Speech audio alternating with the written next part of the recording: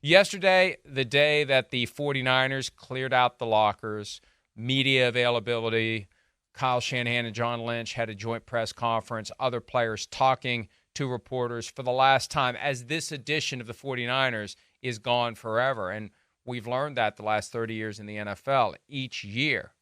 Even though a lot of the guts stay the same, for the most part, you have a lot of change too. This group of individuals is never going to come together again and pursue anything because people will be moving on. One guy who won't be moving on from the San Francisco 49ers is quarterback Brock Purdy, unless Tom Brady changes his mind. I don't think that's going to happen again this year. Purdy talked to reporters yesterday about, among other things, that last play at the 2-minute warning that we showed at the top of the broadcast. When Trent McDuffie blitzed from the slot, here's Purdy talking about his thought process in that moment as McDuffie was approaching him. I mean, like, regardless, I'm supposed to read it inside out. JJ was hot, and feel like, going to him in a man-to-man situation is sort of what I was thinking. But with, him blitzing, I think there was an opportunity for me to hit BA there, and that's something that I have to learn from and be real with myself about. I told BA, obviously, like, man, wish I would have hit you there, or at least attempted to go to you. But I mean, at practice, I've hit the outside slant a million times in that cover zero, and having our receiver win outside. And obviously I trusted JJ to win a contested ball like it was going to be. So that's just what happened in the moment. Yeah, there's one problem with hitting that outside slant. You may have done it a million times in practice, but how many times in practice do you have a guy blitzing free from the slot getting in the way of what it is that you're trying to do? Yeah. And you got a split second to process. Right. A split second, not that easy. Much. Right. And the guy's in his second year. And as we said the other day, and I think this was a great analysis by you. I'm going to give you a little compliment here because I'm still screwed up and jet lagged.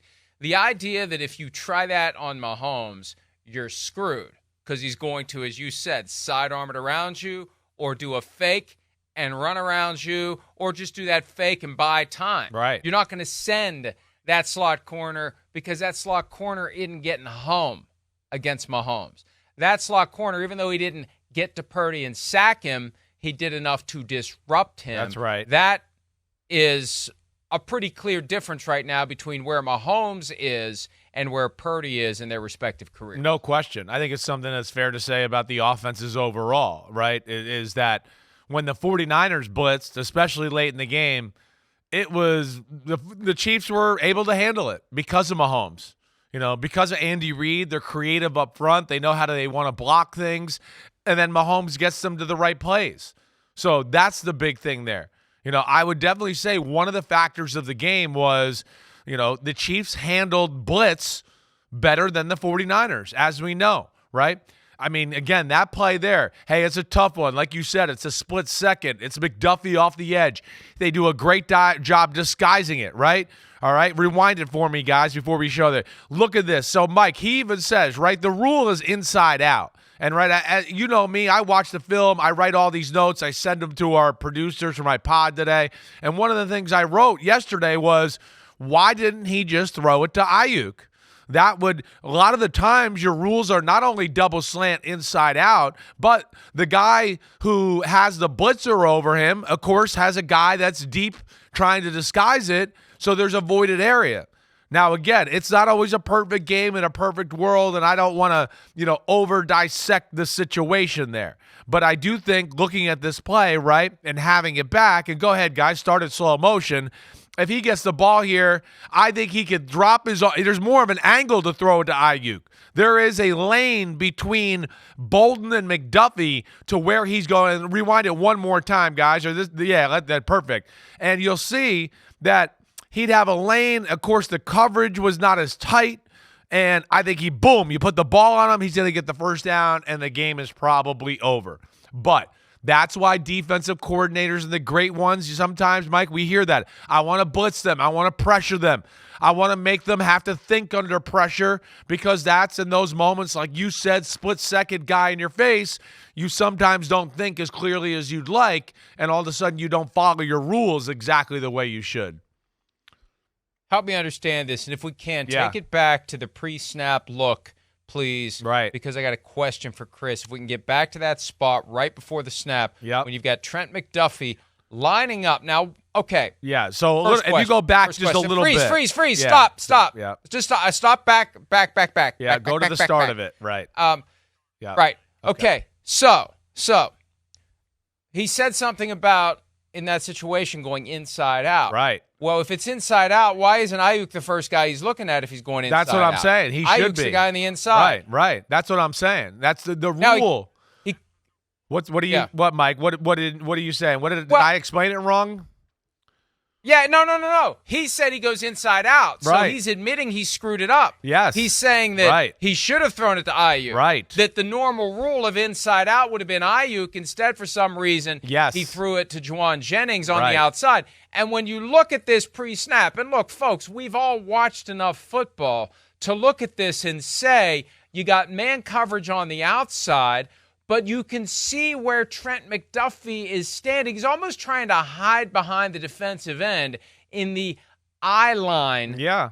of Brock Purdy. Right. But you can see that Aiyuk is not covered with a man trying to jam him at the line of scrimmage. No, the safety Think of is the things back that there. Aiyuk could do there. Right. Yeah, you're not going to get L'Jarius Sneed on Tyreek Hill driven to the ground as you're trying to get off the line of scrimmage. You have a free release from Aiyuk. So, Chris, this goes beyond, in my view, and it's easy to be critical, and as Homer Simpson once said, it's fun too.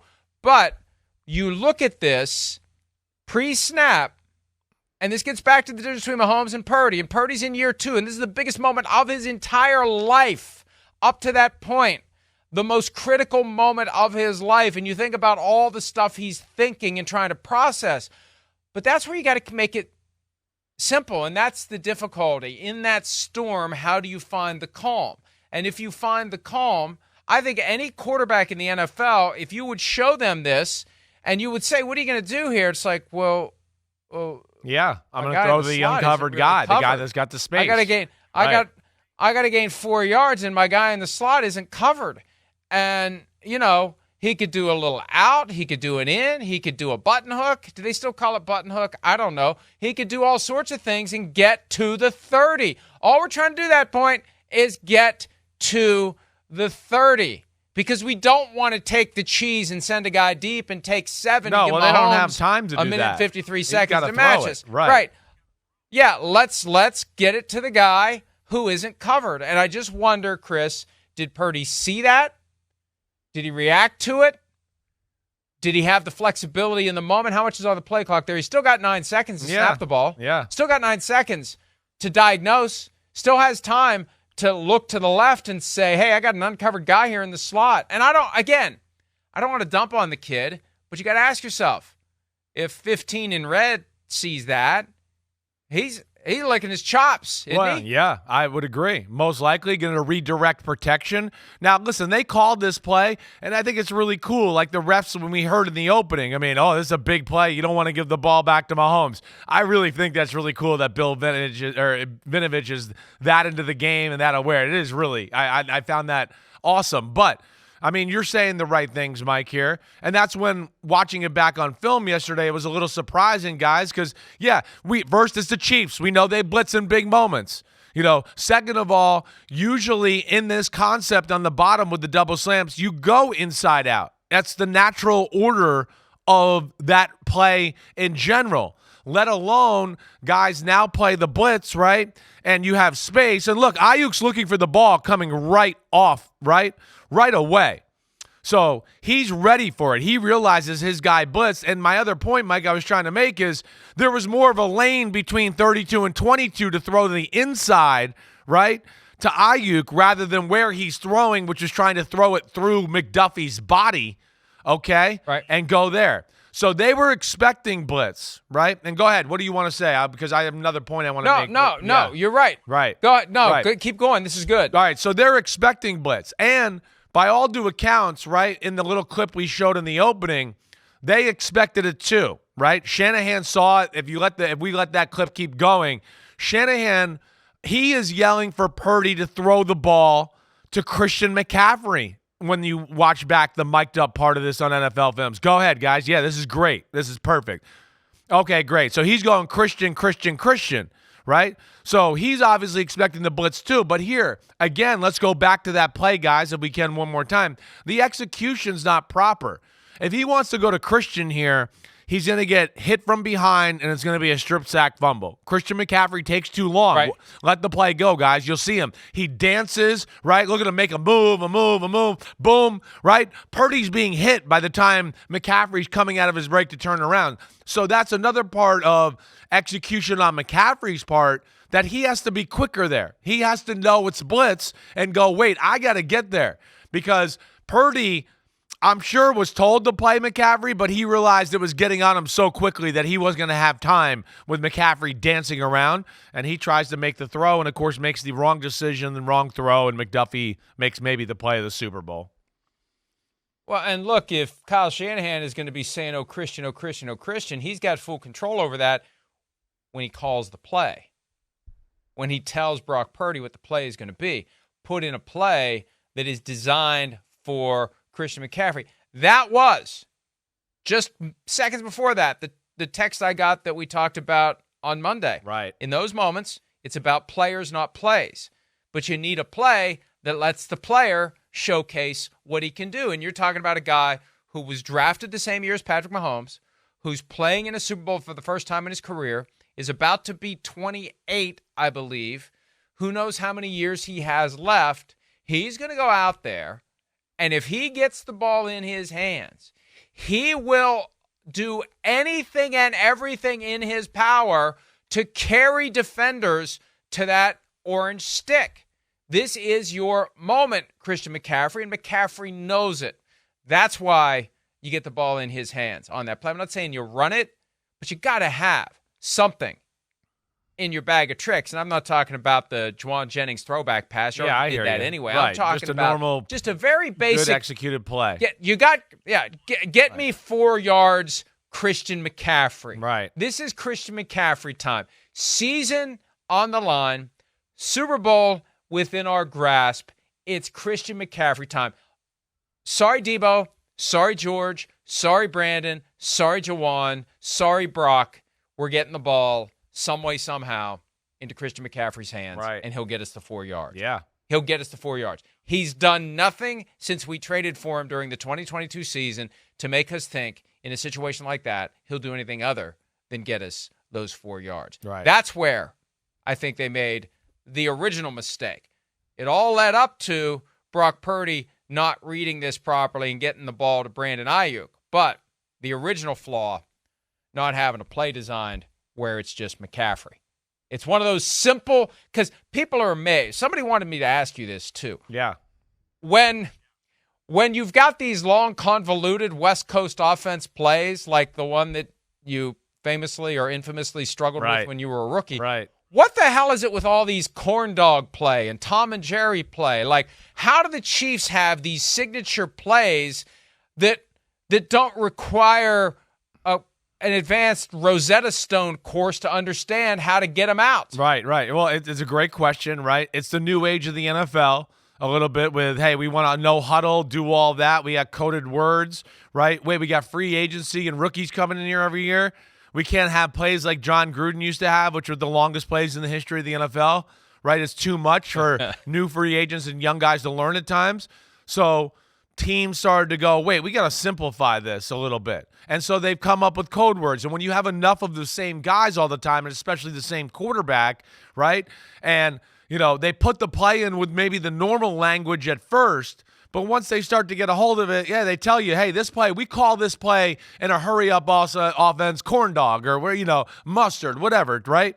And now you've run the play a few times. Now you're watching it on film a lot, and they're telling you the code word to where, oh, wait, now when the season starts, right, and they say mustard, mustard, mustard, I know where to line up. We know this play. I know it. I've got it. And that just continues to build. So you might go in the season with, 10 or 12 plays that are code worded, and as the year goes on, you get done and you go, damn, our whole offense for the most part, or every big play we need to get to is code worded. And that's kind of how that works. And the smart ones right now, that's what they're doing. Gives you more time at the line of scrimmage, right? Lets Mahomes dissect things. Corn dog, yellow, mustard, blah, blah, blah, orange, orange, orange. They all meant something, right? But it cut down the time of communication now to where he can evaluate, look at things, send the motion, boom, go, and put the pressure on the offense. And that's the beauty behind those coded words, Mike. Goes back 4 years to 3 words in the English language that 49ers fans never want to hear in this order: jet and chip and wasp. Yeah, that's right. That was the play that turned things around when the Chiefs were down 10 with 7 minutes left, when Tyreek Hill sprang open, and that moment where it felt like the 49ers are going to win this Super Bowl. It's like maybe they won't.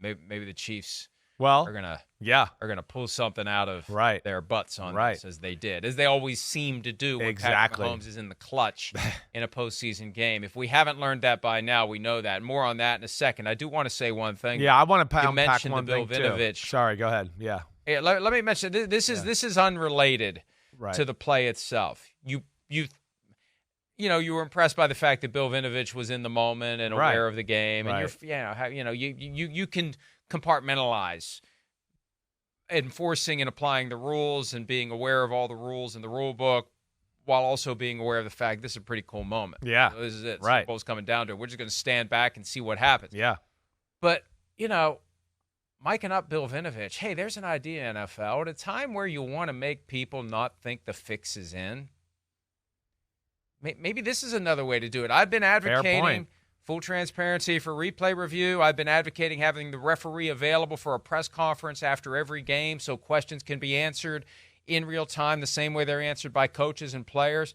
Let's mic these officials up. Let's make that audio available. I mean, you can turn it into a revenue stream. Let's hear what they're talking about. Just because if people see that just helps get people who are inclined to put on a tinfoil hat to say, wait a minute, they're making all this available. Now, I'm sure some of them would say, oh, it's been falsified. But they're making it available. They're not hiding anything. We can hear what they say. We can hear what the communications are.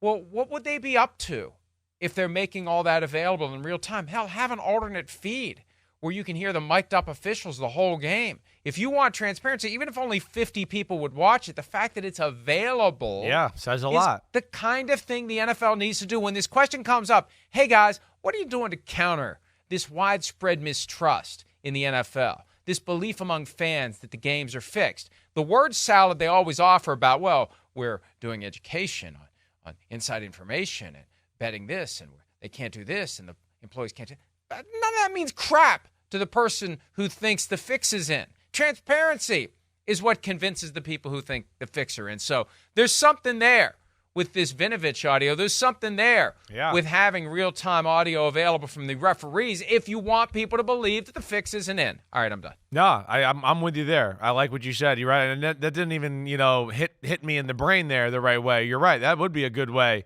to calm the waters a little bit and some of the crap. Oh, wait, you don't think, our referee was all over this? Well, listen to this right here. Here it is. Here it is. Boom. He's having a conversation. He's all over it. Boom, bam. All right. I'm with you there.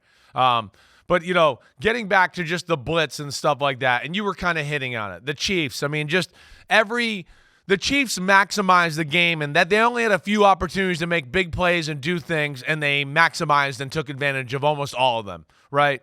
The 49ers had more opportunities and didn't take advantage of all of them. I think that's the one thing I would say, right? Certainly left some meat on the bone, more points, more control of the game, whatever you want to say there.